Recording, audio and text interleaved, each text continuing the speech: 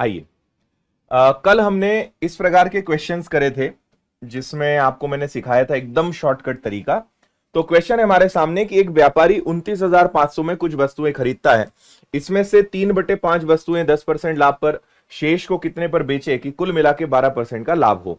कल मैंने आपको दो क्वेश्चंस कराए थे, और लेकिन अब जो मैं आपको बताने वाला हूं इसमें आप एक नई चीज सीखने वाले हो, छोटी सी, है ना। ठीक है, चलिए। तो देखो, आपको मैंने कल भी कहा था कि रुपए हमारे लिए किसी काम का नहीं है, हम इसके बिना ही प्रश्न को सॉल्व करेंगे। तो आप पहले तो इस 3/5 को अच्छे से समझो कि हमारे पास 5 चीजें हैं, 3 बेची तो बची कितनी, 2। ये बात आपको क्लियर होनी चाहिए। मुझे कुल मिलाकर 12% का लाभ कमाना है, यानी टोटल 12% का लाभ कमाना है। लेकिन 3/5 पर मैं कितना कमा चुका हूं, तो 3/5 पर 10% कमा चुका हूं। तो ये कितना आ गया भैया, 30 आ गया। मुझे कमाना है 60, 5 चीजों पर कुल मिलाकर 12% का लाभ कमाना है। It means I have to earn 60%। मुझे ओवरऑल 60% का लाभ कमाना है। उसमें से 3 चीजों पर 10% यानी 30% हम कमा चुके हैं। 60 में से 30 आप माइनस करोगे तो बचेगा कितना, 30%। और वो तो ये अच्छा है कि यहां पे ऑप्शन में 30% नहीं है, नहीं तो आप में से अधिकतर लोग 30% आंसर लगा देते है ना। But 30% is not the right answer, क्योंकि कल हम जो भी क्वेश्चन कर रहे थे उसमें एक चीज बच रही थी, तो एक है तो 30% हो जाएगा। अब यह ध्यान रखना कि जितनी चीजें होंगी उतने का भाग देना पड़ेगा। भाई तुम 2 चीजों पर 30% कमा रहे हो, 2 चीजों पर 30%, तो अगर 30% 2 में बटेगा, यानी शेष पर ओवरऑल आप जो औसतन लाभ कमाएंगे वो कितना कमाएंगे, 15। तो आपको इससे समझ में आया कि आपको हमेशा एवरेज यानी औसत निकालना पड़ता है। क्लियर है? आपको क्या निकालना पड़ेगा, एवरेज निकालना पड़ेगा, औसत। अगर एक चीज है तो कोई दिक्कत नहीं है, 2 है तो 2 का भाग, 3 है तो 3 का भाग, 4 है तो 4 का भाग, 8 है तो 8 का भाग, जितनी चीजें बचेंगी उतने का भाग देंगे, एवरेज निकालेंगे, वो माना जाएगा कि हां इतना परसेंट का हमें सॉल्व करना है। क्लियर? हाँ, ठीक है। चलिए क्वेश्चन नंबर 2 को देखिए अच्छे से।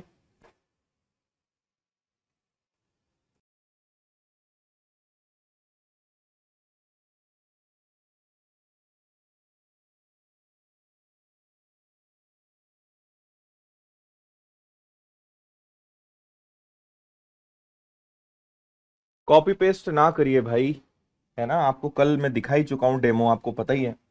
आपको कोई भी दिक्कत परेशानी है, सपोर्ट टीम से आप कांटेक्ट करिए, कॉल करिए या मेल करिए। यहां पर आपकी कोई प्रॉब्लम हल नहीं कर पाएंगे ना।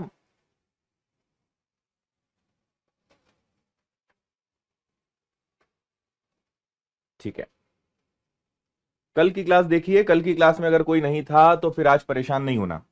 एक व्यापारी कुल वस्तु को 1/7 भाग इतने पर, 2/7 भाग इतने पर, शेष को कितने पर, देखो आप सबसे पहले ना भिन्न को पकड़िए।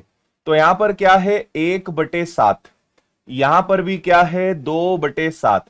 तो अच्छी बात क्या है, हमें पता चल गया कि टोटल कितनी चीजें हैं, टोटल 7 चीजें हैं, है ना। क्योंकि 7 में से ही एक बेच रहा है, 7 में से ही 2 बेच रहा है। तो 7 में से पहले एक चीज बेची, फिर 2 चीज बेची।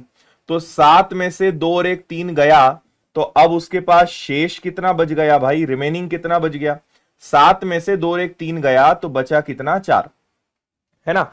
अच्छी बात क्या है कि यहां पे दोनों जगह 7 है। अगर दोनों जगह 7 नहीं होता तो मुझे एलसीएम लेना पड़ता, उनको सेम बनाना पड़ता। आगे क्वेश्चन आएगा हम समझेंगे। अभी आप अच्छी बात ये मानिए कि दोनों जगह 7 है, 7 में से ही एक बेचा, 7 में से ही 2 बेचा।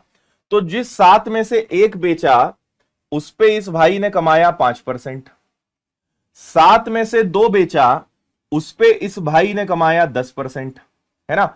और जो शेष है वो कितने पर हो, ताकि कुल यानी टोटल मिलाकर कितना लाभ आना चाहिए, सातों पर कितना लाभ आना चाहिए, 9। 7 में से एक को बेचा 5% पर, 7 में से 2 को बेचा 10% पे, कुल मिलाकर 9% का लाभ आना चाहिए। यानी टोटल कितना आ गया, 63। 5 एकम कितना आ गया, 5, और 10 दूनी कितना आ गया, 20। तो सुनना, 63 में से 25 तुम कमा चुके, टोटल हमारा टारगेट है कि हमें 63% कमाना है, उसमें से 25% हम कमा चुके हैं।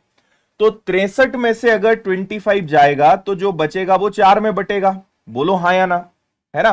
तो 13 में से आपका 5 जाएगा तो 8 बचेगा, और यहां पे 5 में से आपका जाएगा तो ये 38 बच रहा है क्या, है ना, 38% आ गया। तो आपको बचे हुए पर 38 कमाना है, तो आप क्या करेंगे, 38 में 4 का भाग दे देंगे। तो 4 इंटू 9 36, 4 इंटू 5 20, यानी बचे हुए पर कितना कमाओगे भाई, बचे हुए पर 9.5% कमाओगे। 9.5% आपके प्रश्न का आंसर है, 9.5।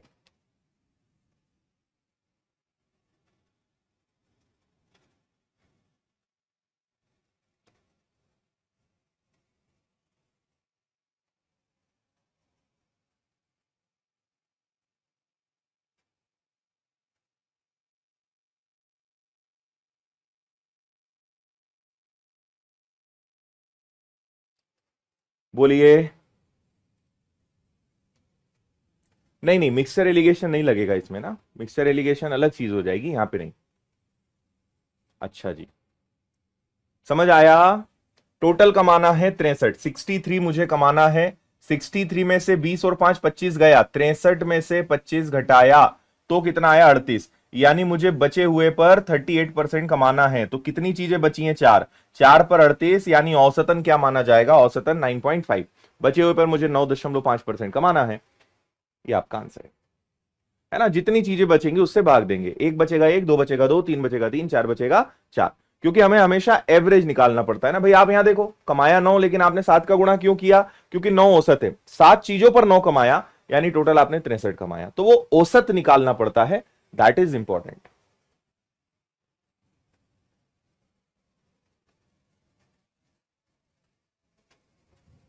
कल इसीलिए तो आपको बेसिक बताया था, कल की क्लास देखो, तुम लोग रेगुलर नहीं रहते बिल्कुल भी। किसी स्टॉक का 2/3 भाग, अब ये अलग पैटर्न है ना, ये आपका थोड़ा सा अलग टाइप हो जाएगा, इसको आप समझो कि ये न्यू टाइप है, ये नया टाइप है, उससे अलग सवाल है, ये करने का तरीका थोड़ा सा बदलेगा। आप पहले प्रश्न को अच्छे से पढ़ लीजिए।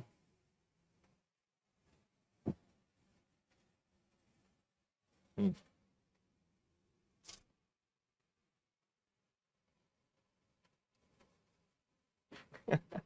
नागेंद्र कह रहे हैं सर एक बार गधा बोल दीजिए। बोलते हैं नागेंद्र, बोलते हैं, रुको जरा, किसी को ढूंढते हैं जरा। अभी कंपटीशन चल रहा है गधों में, तो सबसे बड़ा जो होगा फिर उसको जरा लेते हैं लाइन पे, ठीक है।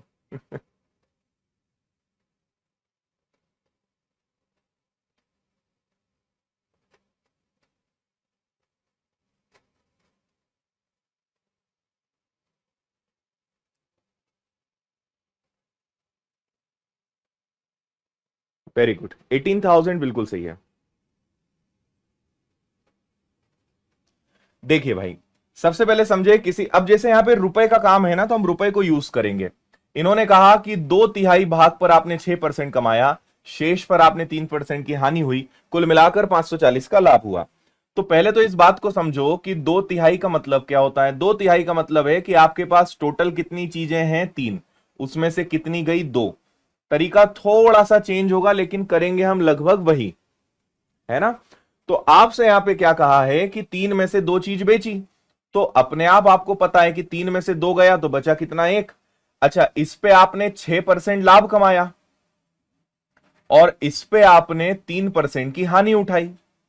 दो चीजों पे 6% का लाभ कमाया, यानी आपके हाथ में 12% आया, प्लस आया, लेकिन नुकसान हो गया 3 का, तो यहां पे आपका 3% चला गया।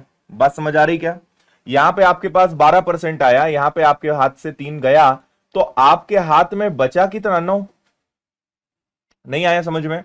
2/3 पर आपने 6% लाभ कमाया, यानी 6 दूनी 12। एक पर आप, अब बची एक ही चीज ना, 3 में से 2 चीजें तो गई, तो बची कितनी, 1। उस पे आपको 3% का लॉस हुआ, 3% का नुकसान हुआ। तो 1 इंटू 3 कितना हो जाएगा, 3। तो 12 आया, 3 गया, यानी आपके हाथ में अल्टीमेटली 9% का प्रॉफिट है। अब मैं यहां पे आपको 2 तरीके बताता हूं, दोनों में से जो अच्छा लगे। मेरा पर्सनल ये रहेगा कि आपको मैं पहले भी कह रहा हूं कि यहां पे हमेशा चीजें औसत चलती है। 9% तुम कमा रहे हो, लेकिन कितनी चीजों पर? 3 पर। 9% बचाया, लेकिन चीजें कितनी है? 3। तो औसत लाभ क्या माना जाएगा? औसत लाभ एक्चुअल में 3% माना जाएगा। इस पूरे ट्रांजैक्शन में, इस पूरी घटना में आपके हाथ में टोटल कितना आया? आपके हाथ में टोटल 3% आया। ठीक है जी।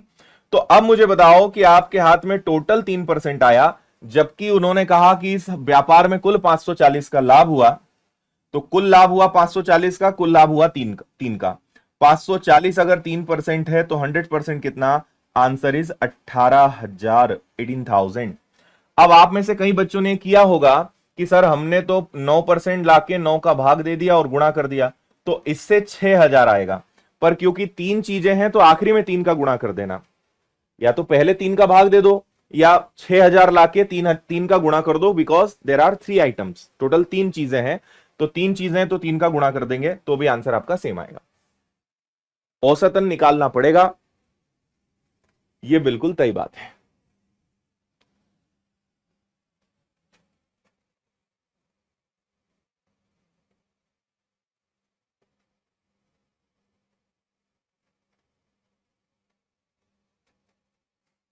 हम्म।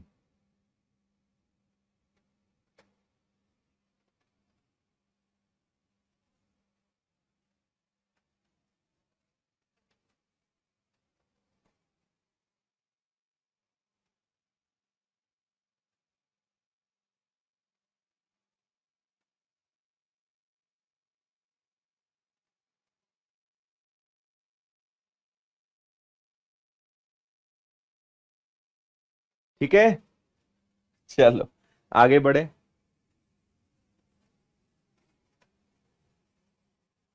अच्छा,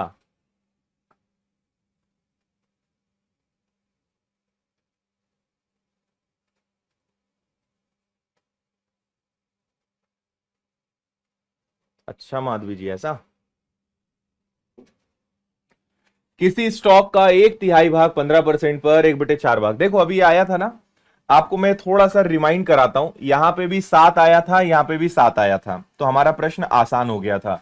अब यहां क्या है कि यहां पे 1/3 भाग है, यहां पे 1/4 भाग है, ऐसा बोल रहे हैं वो। आप पढ़ लो पहले अच्छे से, फिर मैं बताता हूं।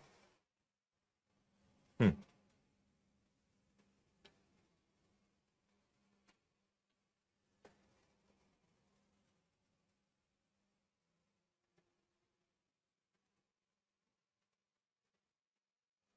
ठीक है।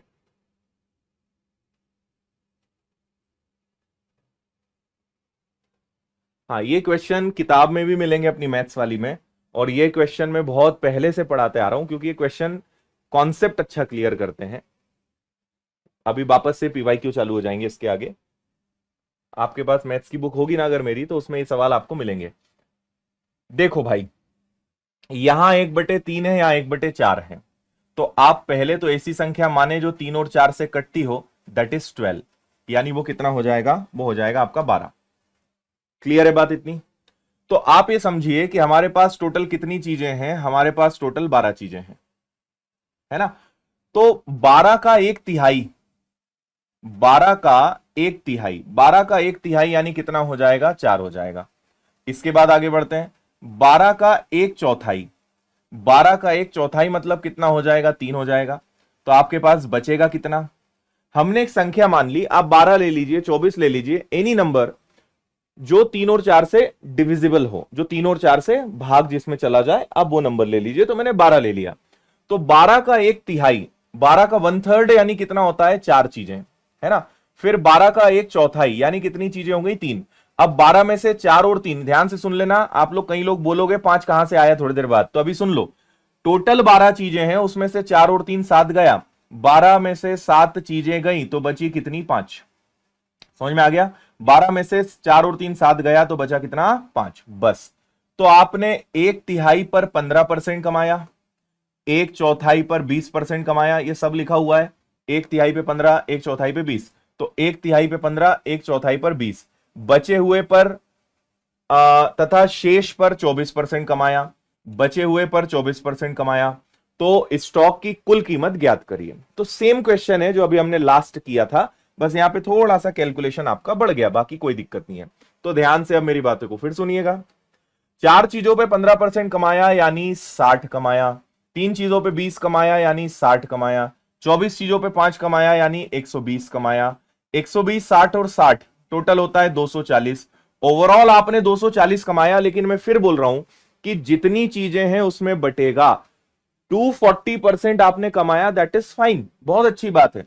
लेकिन 240% ओवरऑल कितनी चीजों पे कमाया? 12। 12 का भाग देंगे 20% आंसर, मतलब सॉरी 20% आपका शुद्ध लाभ कमाया माना जाएगा कि भाई ओवरऑल सब कुछ होने के बाद औसतन जो प्रॉफिट है दैट इज 20%, वो क्या माना जाएगा? 20% माना जाएगा। जबकि रुपए में कितना कमाया है? 6200। तो 6200 रुपए का लाभ कमाया, जबकि औसतन कुल शुद्ध मुनाफा 20% है। 100% क्या? Answer is 31,000, 31,000, 31,000। शिवानी जी कह रही हैं सर ये क्लास लाइव नहीं है क्या? हाँ शिवानी जी, ये क्लास लाइव नहीं है, और हमें आपका कमेंट भी लाइव में नहीं दिख रहा है। शाम को क्लास आज लगेगी, आज ट्रिग्नोमेट्री चालू करेंगे ना। बोलो भाई, 240% 12 चीजों में बटेगा। पिछले वाले सवाल में 9% 3 चीजों में बटा था, जितनी चीजें होंगी उसमें बटेगा। इसको शुद्ध, इसको ओवरऑल मुनाफा माना जाएगा, है ना। तो 240% 12 में बटेगा, शुद्ध लाभ 20 का माना जाएगा। 20% की वैल्यू 6200, 100% हो जाएगा 31,000, 31,000। कौन हो दिक्कत परेशानी?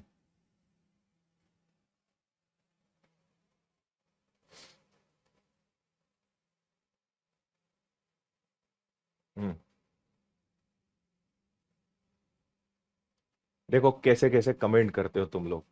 देखो यहां पे एक बार बोल दीजिए कोनो दिक्कत परेशानी। सर 10th 12th में सरनेम नहीं है, फिर मुझे रिकॉर्डिंग वाली क्लास सबसे ज्यादा समझ आती है ना। सर मेरे लिए बात समझ नहीं आती कि मैं खुद से ज्यादा दूसरों के बारे में क्यों सोचता हूं, ऐसा क्यों? अब आप देखो कि यहाँ क्या चल रहा है और कमेंट में क्या चल रहा है।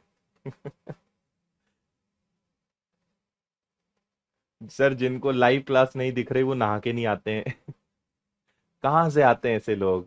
अमृत बैच के स्टूडेंट को एनटीपीसी की टेस्ट सीरीज नहीं मिलेगी क्या? फिर हंसने वाले इमोजी। मिक्सचर चैप्टर की क्वेश्चन की पीडीएफ नहीं है। कमेंट कर पा रहे हैं तो डेफिनेटली लाइव ही होगी। सर गधा तो नहीं, गधी मिल गई। ये जो कह रहे हैं लाइव क्लास नहीं है, ये आपको चिढ़ाने के लिए कहते हैं। अब देखो ऐसी बारिश चलती रहती है भैया कमेंट में ना। हाँ, इसलिए आप समझो कि आप अकेले कतार में नहीं हैं, ढेर भरे पड़े हैं, और कुछ तो भी बात करते रहते हैं, कुछ तो भी चलता रहता है। इसलिए आप खूब कॉपी पेस्ट करोगे। आप जो पढ़ा रहा हूं उससे पूछोगे, उसका जवाब आपको सबसे फास्ट, सबसे ज्यादा तेजी से मिलेगा। बाकी आप फिर मतलब काम की बात भी पूछोगे, लेकिन आप समझो कि ये जन सुनवाई केंद्र नहीं है ना कि आप कुछ भी समस्या लेके यहां पे आ जाओ, ऐसा नहीं हो पाएगा। दिस इज नॉट जन सुनवाई। एक दुकानदार द्वारा एक मग को 10% के लाभ पर बेचकर अर्जित लाभ 10% की हानि में बेचने की तुलना में 30 रुपए अधिक है, तो बताइए उसका क्रय मूल्य क्या है? 20 से भाग दे दो, 150 आपका आंसर आ जाएगा। आया किसी का आंसर?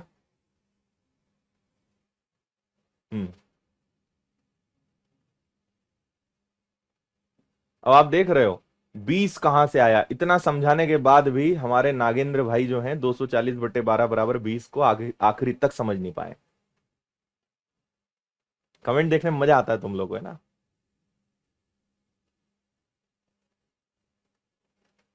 हम्म चलो ध्यान से सुनिएगा, आपको 3 बातें बताता हूं। जब भी लाभ और लाभ हो, या फिर जब भी हानि हानि हो, या जब भी लाभ और हानि दोनों हो, 3 स्थिति बनती है। और ये कैसे सवाल हैं? ये ऐसे बदले वाले सवाल है। बदला लेने वाला वो नहीं, बदला मतलब इंस्टीड ऑफ कि पहले हमारा मन ऐसे इस स्थिति पे बेचने का था, अब हमारा मन इस स्थिति पर बेचने का है। तो ये इंस्टीड ऑफ वाला क्वेश्चन है कि इसके बदले इस पर। ठीक है ना, बात समझ आ रही है। जब भी लाभ और लाभ होगा तो घटाएंगे, हानि हानि होगा तो घटाएंगे, लेकिन लाभ और हानि दोनों होगा तो जुड़ेगा। जैसे इस सवाल में है कि पहले हमारा मन था कि 10% के लाभ पर बेचें, बाद में मन हुआ 10% की हानि पर। तो आप इसको ऐसे समझो, पहले 10% लाभ का मन था, अब 10% हानि का मन हो गया। तो जब भी लाभ और हानि आएंगे तो दोनों प्रतिशत के मान जुड़ेंगे, दोनों परसेंटेज की वैल्यू ऐड होंगी। अगर दोनों प्रॉफिट है या दोनों लॉस है तो आपको माइनस करना है, लेकिन अगर एक प्रॉफिट एक लॉस है तो वो जुड़ेगा। आपको सिंपल भाषा में उसका कारण भी समझाता हूं। हम जानते हैं हर चीज अपने आप में 100% होती है। आप किसी चीज को 10% प्रॉफिट पर बेच रहे थे यानी 110, बाद में मन हुआ कि 10% नुकसान पे बेचना यानी 90। भाई 100 में 10 जुड़ा, 100 में से 10 गया। हम बेसिकली क्या कर रहे हैं, उनका अंतर निकाल रहे हैं। तो पहले जिस चीज को तुम 110 में बेच रहे थे अब 90 में बेच रहे हो, तो दोनों में कितने का अंतर आ गया, 20 का। यहां पे सिंपल नंबर लाइन वाला कॉन्सेप्ट चल रहा है, संख्या रेखा। एक +10 है, एक -10 है, तो दोनों में अंतर कितने का माना जाएगा, 20 का। अगर दोनों लॉस हैं तो दोनों एक ही तरफ है, दोनों प्रॉफिट हैं तो एक तरफ है। अगर एक प्रॉफिट एक लॉस है तो दोनों क्या होंगे, दोनों प्लस होंगे। बात समझ में आ रही है? तो इतना सा लॉजिक इस सबके पीछे है। तो लाभ हानि हमेशा जुड़ेगा, तो टोटल अंतर 20% का आएगा। इस कारण कितने रुपए का अंतर आ रहा है, कम ज्यादा हो रहा है, 30 रुपए का। तो भाई 30 रुपए अगर 20% तो 100% क्या, आंसर इज 150, 150। समझे?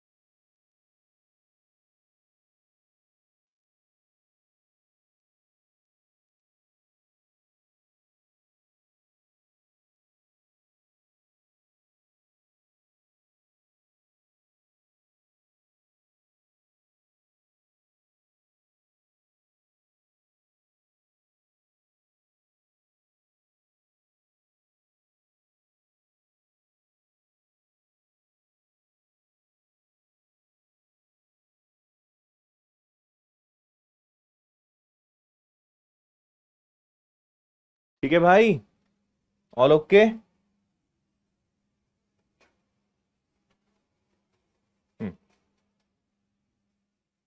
अच्छा विवेक, तुम लोग खूब मक्खन मारते हो आजकल कमेंट में ना। सर आप 21 साल के लगने लगे, 18 साल के लगने लगे। ठीक है।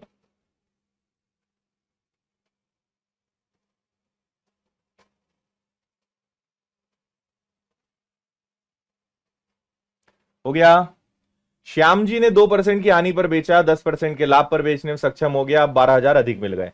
पहले भाई साहब हानि पर बेच रहे थे, बाद में लाभ। लाभ और हानि हमेशा जुड़ता है, 10 और 12। देखो 10 और 12, 12%। 12% तो 100%, 1,00,000 आया समझ में।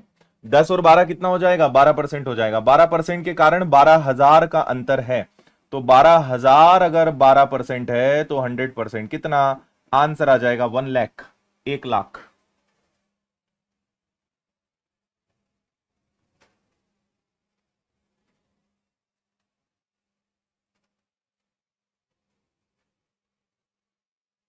ठीक है, इसका बताओ। लाभ और हानि इसमें भी दोनों है, बिना पेन उठाए आंसर दिया करो। लाभ भी हुआ हानि भी हुई, जुड़ेगा। 15 15 30, 30 का भाग दोगे 150 यानी 1500 आंसर आएगा। 450 में 30 का भाग दोगे, मल्टीप्लाई 100 का करोगे, आंसर कितना आएगा, 1500। लाभ और हानि हमेशा जुड़ता है ना जी।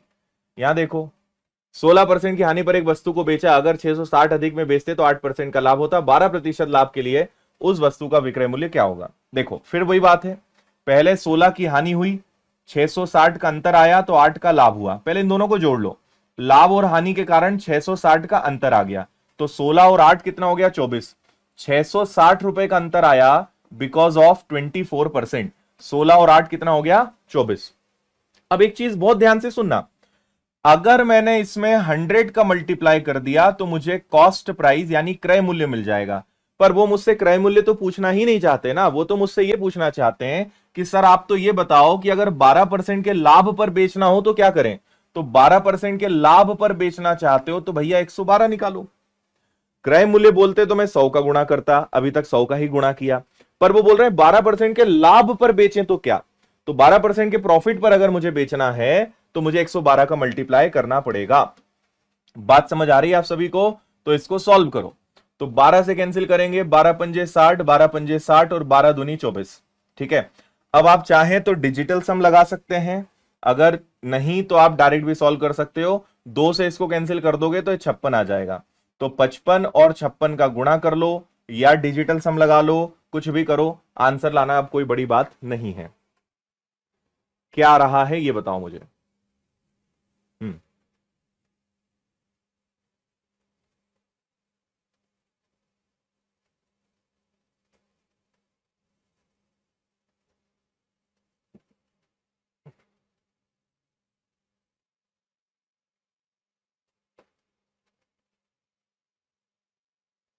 ठीक है।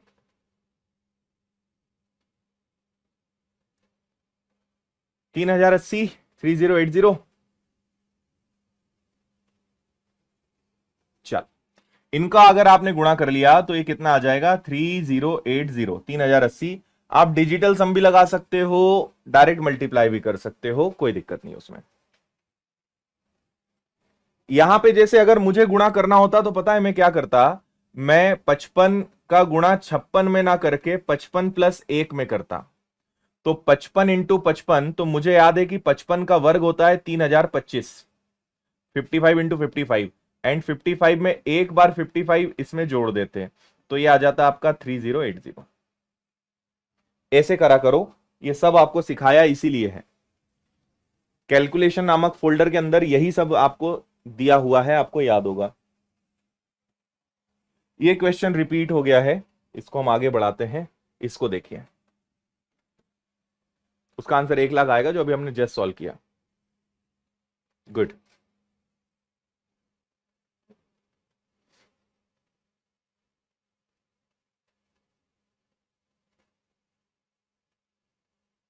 हम्म,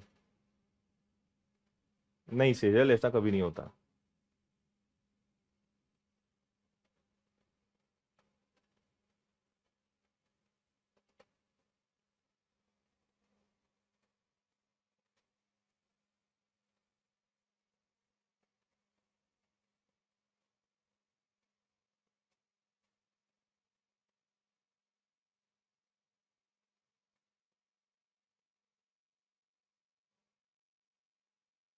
हो गया। चलो, बस परसेंटेज यहां थोड़े से टफ इन्होंने बना दिए, बाकी कोई दिक्कत नहीं है। यहां पे 13.5% की हानि और 11% का लाभ है और इतने रुपए का अंतर है। जब भी लाभ और हानि आता है तो जुड़ता है। देखो ऐसे देखोगे तो आपको लगेगा, लेकिन इसको 13.5 भी तो कह सकते हैं, ये 13.5 भी तो है। तो 13.5 और 11 लाभ और हानि जुड़ेगा तो दोनों जुड़ के 24.5 बन गए, कोई बड़ी बात नहीं। और ये कितने के कारण हुआ, 1274 के कारण हुआ। समझ में आया? इसको हम 13.5 भी तो कह सकते हैं, 13.5 भी तो कह सकते हैं। तो 13.5 में 11 जुड़ेगा तो टोटल आ जाएगा आपका कितना, 24.5, 24.5। चलो, तो 1274 अगर 24.5 है तो 100% कितना। तो मैं चाहता हूं कि आप यहां पे क्या लगा लो भाई, डिजिटल सम लगा लो, है ना। तो देखो यहां पे अगर आप आते हैं तो 8 और 4 12 और 4 16, और 16 में अगर 7 जोड़ दिया तो 23, 23 मतलब कितना आ गया, 5। ठीक है ना, 16 में आपने 7 जोड़ दिया तो 23 हो गया, 23 यानी 5 हो गया। 8 और 4 12, 12 का मतलब हो गया 12 का मतलब हो गया 3। यहां पे आ जाए तो 5 और 2 कितना हो गया, 7। 7 और 2 9 गया, 5 और 4 9 हो गया, तो टोटल आ गया 9। सबका डिजिटल सम अलग अलग है, बहुत अच्छी बात है। तो देखना, 7 और 2 9 गया तो बचा 4 और 1 5, 5 और 4 9 गया तो बचा 2, 2 होने पर 5 का गुणा 5 का भाग, 5 दूनी 10, 25, 25 मतलब कितना आ गया, 7, और 7 मतलब कितना हो गया, 5200। 5200 आपका आंसर है। समझे?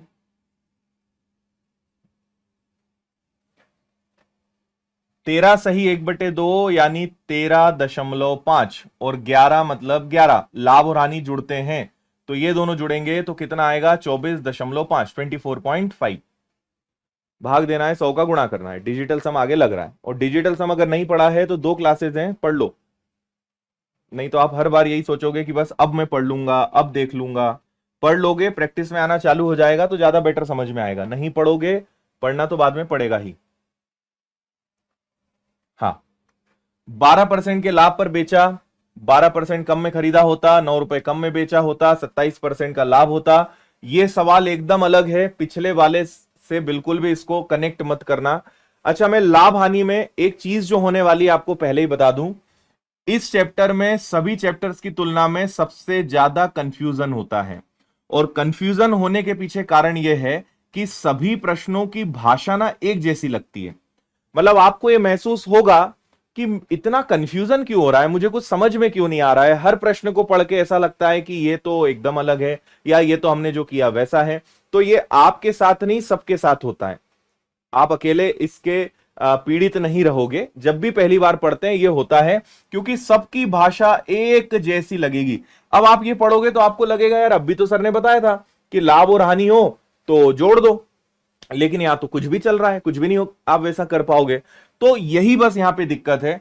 इसलिए लाभ हानि चैप्टर को हमेशा मैं कम से कम 2 बार पढ़ने की सलाह देता हूं, और 2 बार पढ़ने से मतलब यही होता है कि जो प्रश्नों की भाषा एक जैसी लगती है ना, वो कंफ्यूजन आपका तभी दूर होगा। पहली बार में इसमें बहुत कंफ्यूजन होता है, तो उससे चिंतित मत होना। उसको ऐसे मत लेना कि मेरा ही मैथ्स बेकार है, मैं ही बेकार हूं, मैं ही गधा हूं। हालांकि वो सही भी है ना, आखिरी में जो मैंने बोला। पर आपको 2 बार जो है इस चैप्टर को बहुत अच्छे से पढ़ना है, ये बात आप ध्यान रखना। इसलिए डरना मत, आराम से पढ़िए। कंफ्यूजन खूब होगा, लेकिन उसको बार बार रिवीजन से ही आप कंफ्यूजन को दूर कर पाएंगे। रोने से कंफ्यूजन दूर नहीं होगा, ठीक है। अब ये सवाल एकदम अलग है, ऐसा तरीका हम पहली बार लगाने जा रहे हैं, तो ध्यान से देखिएगा। इस सवाल में क्या होता है कि हम अपने प्रश्न को 2 स्थितियों में बांटते हैं। उम्मीद है आपने प्रश्न बहुत अच्छे से पढ़ लिया होगा, है ना। 12% के लाभ के बदले 12% कम में खरीदा होता तो 9 रुपए कम में बेचते तो 27% का लाभ होता। बात समझ आ रही है आप सभी को? जल्दी जल्दी कहां पढ़ा रहे हैं यार? पिछले सवाल में ऐसा क्या जल्दी कर दिया मुझे बताओ? इतना आराम से बताया, इतना समय दिया, इसको कहां जल्दी कहेंगे? हाँ, पढ़ लो इसको अच्छे से बस।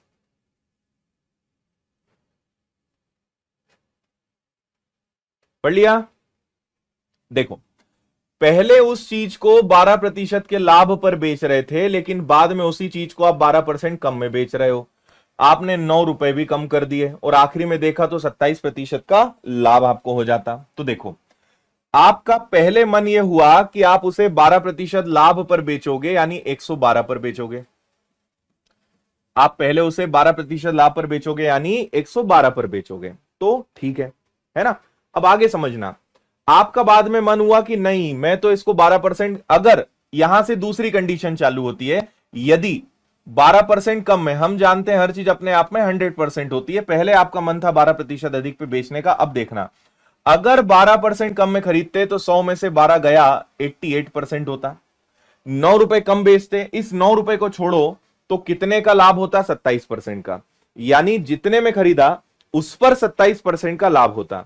तो आप लोग अभी कुछ मत करो, मुझे बताओ कि 88 का 27% क्या होगा? सब लोग ये कैलकुलेट करके बताओ, 88 का 27% क्या होगा? ये हमें, आप और हमें मिलकर निकालना है। 88 का 27%, फटाफट सॉल्व करके बताओ क्या आएगा। हम्म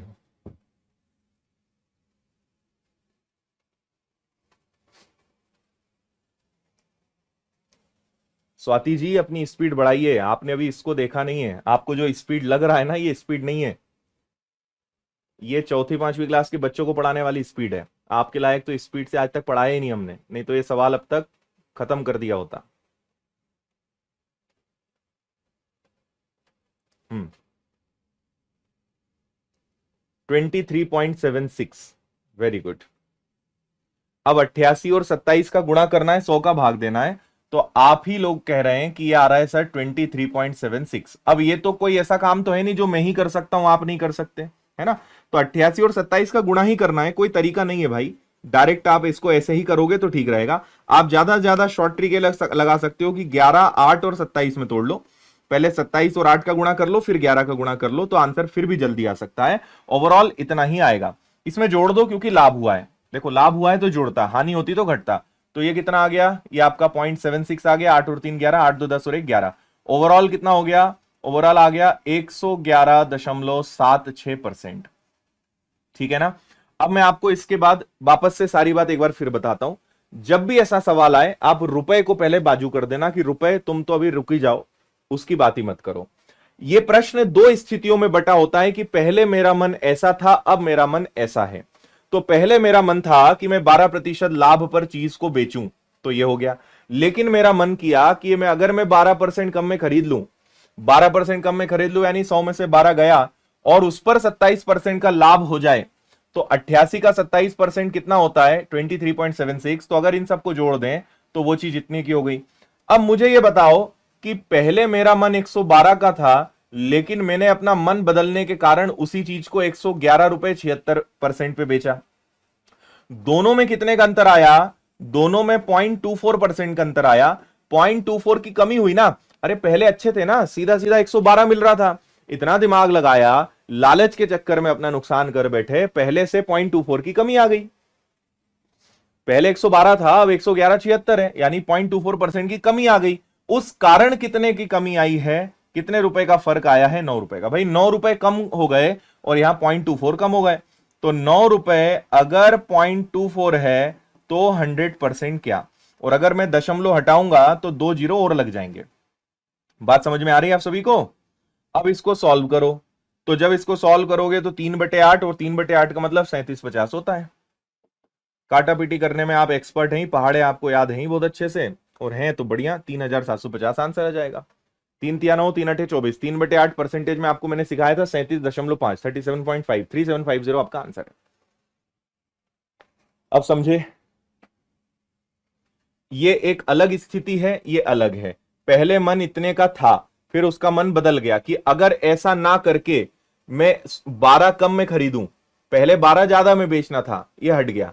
अगर 12 कम में खरीदता और उस पर 27% का लाभ लेता तो 9 रुपए का कम हो जाता। तो दोनों में 0.24 की कमी आई, जबकि 9 रुपए की कमी आई। 9 अगर 0.24 है 100% कितना आंसर आएगा, 3750।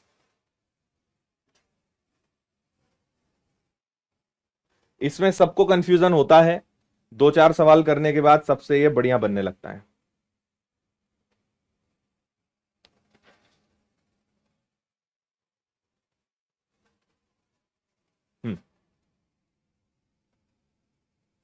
अरे न्यू क्वेश्चन कहां से लाए भाई, 2023 2024, 2024 के जो आए हुए क्वेश्चन है वो आगे आएंगे, और ये 2023 2022 के सवाल है। अब 2026 2028 के सवाल में कहां से लाऊं,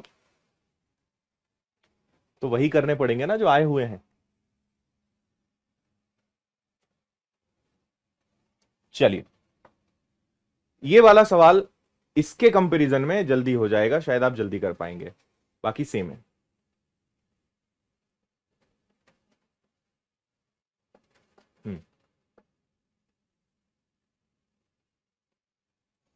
इंसान का मन है यार, बदलता ही रहता है, लालच छूटता नहीं उससे।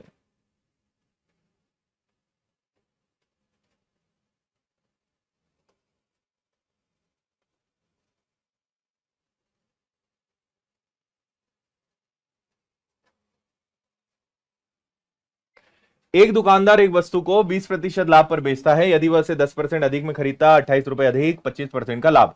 देखो फिर वही बात है, हम जानते हैं हर चीज अपने आप में 100% होती है उस व्यक्ति का। इसको आप ऐसे याद रख लेना कि मन बदलने वाला सवाल, कि पहले ऐसा बाद में उसका मन ऐसा, तो मन बदलने वाला सवाल आप इसको कह सकते हो, है ना। तो 20% के लाभ पर बेचता है, तो पहले सीधा सीधा 20% के लाभ पे चीज बेच रहा था, लेकिन उसका मन बदला। ठीक है, वो एक मूवी नहीं है जिसमें जॉनी लीवर एकदम से उसका दिमाग चकराता है और फिर वो दूसरा कैरेक्टर ले लेता है, बस वही समझ लो कि उसका मन बदल गया। अब बोल रहा कि अगर मैं 10% अधिक में खरीदता, 10% अधिक यानी 110 रुपए को बाद में देखना, तो 25% का लाभ होता। तो 110 का आप 25% निकालेंगे, तो 110 पर 25% का लाभ, तो 110 का 25% होता है 27.5, 27.5। ये 0.5 आ गया, 7 आ गया, 3 आ गया, 1 आ गया।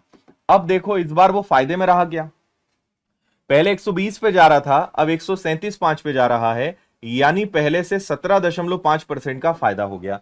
और कितने रुपए का फायदा हो गया, तो उसे 28 रुपए का फायदा हो गया, 28 का फायदा हो गया, है ना।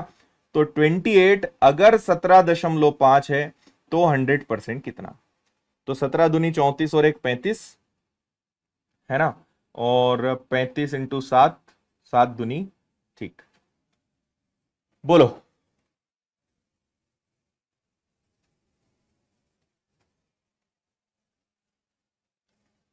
160 आ रहा है, 160, 7 से कट जाएंगे आराम से, 160 आपका आंसर माना जाएगा, 160। हाँ, गोलमाल 3 का, ये चीजें पूछ लो तुमसे, है ना। 160।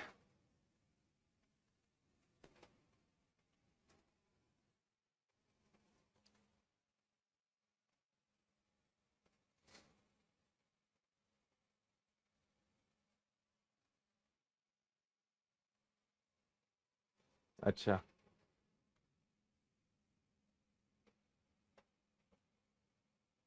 देखो कैसी कैसी डिमांड आती है ना, मैं आपको कुछ और कमेंट दिखाऊं क्या, देखो कहाँ गया भैया, कौन गया, एक कमेंट तो ऊपर चला गया। एक अभी कोई बोल रहा था सर एक बार गधा बोल के जाना।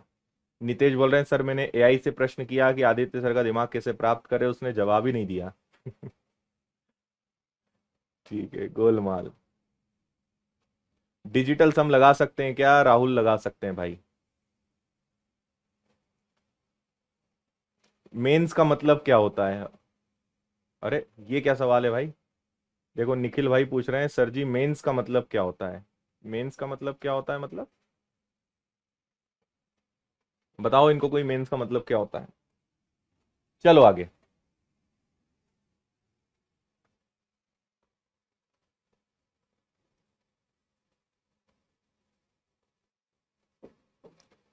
करो इसको।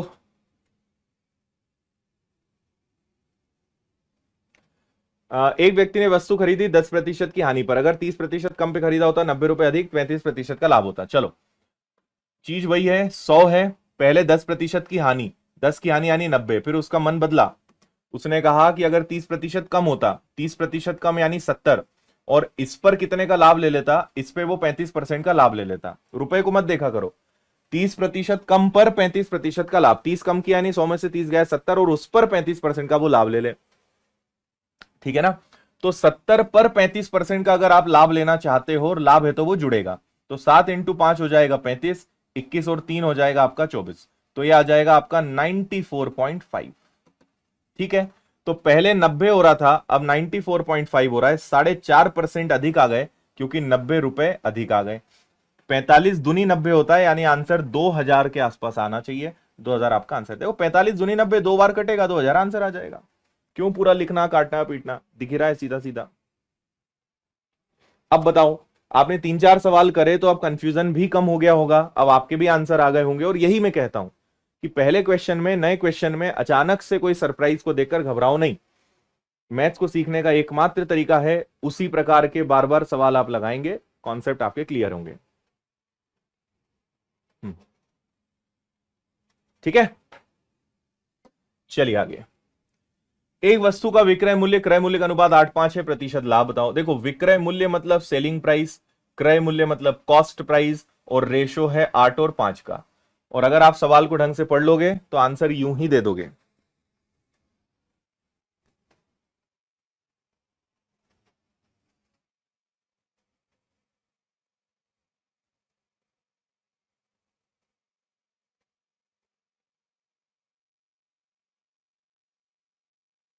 हो गया, ये कह रहे हैं कि 5 रुपए की चीज को 8 में बेचा, 5 रुपए की चीज को 8 में बेचा, भाई ये विक्रय मूल्य क्रय मूल्य, 5 की चीज को 8 में बेचा यानी 3 रुपए कमाया 5 पर, मल्टीप्लाई बाय 100, तो आपको कितने का लाभ हो रहा है, यहां पर 60% का लाभ हो रहा है, कोई बड़ी बात नहीं है।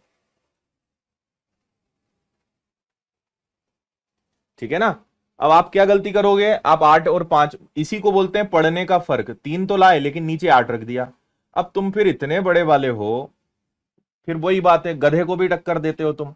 जब बोल रहे हैं कि ये विक्रय मूल्य है, ये क्रय मूल्य है, और नीचे हमेशा क्रय मूल्य आता है, तब भी नहीं मानते हो।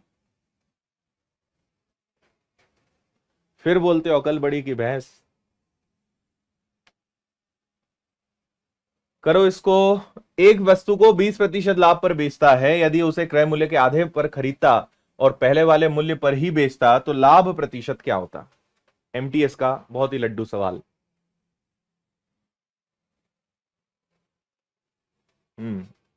नहीं बताएंगे विक्रम हम।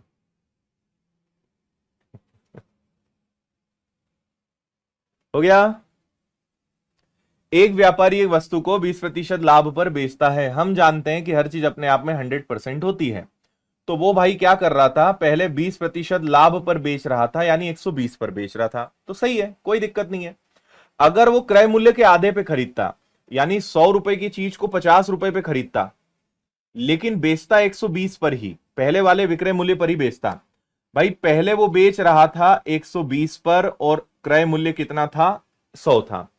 अगर वही चीज उसको आधे में मिल जाती, यानी 100 रुपए की चीज अगर उसको 100 रुपए की चीज 50 रुपए में मिल जाती, लेकिन बेचता अभी भी 120 में ही, तो 50 रुपए की चीज को 120 में बेचोगे, यानी 70 कमाओगे।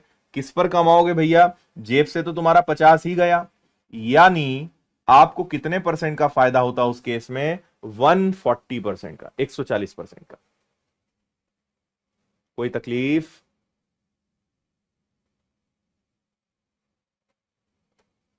हम्म।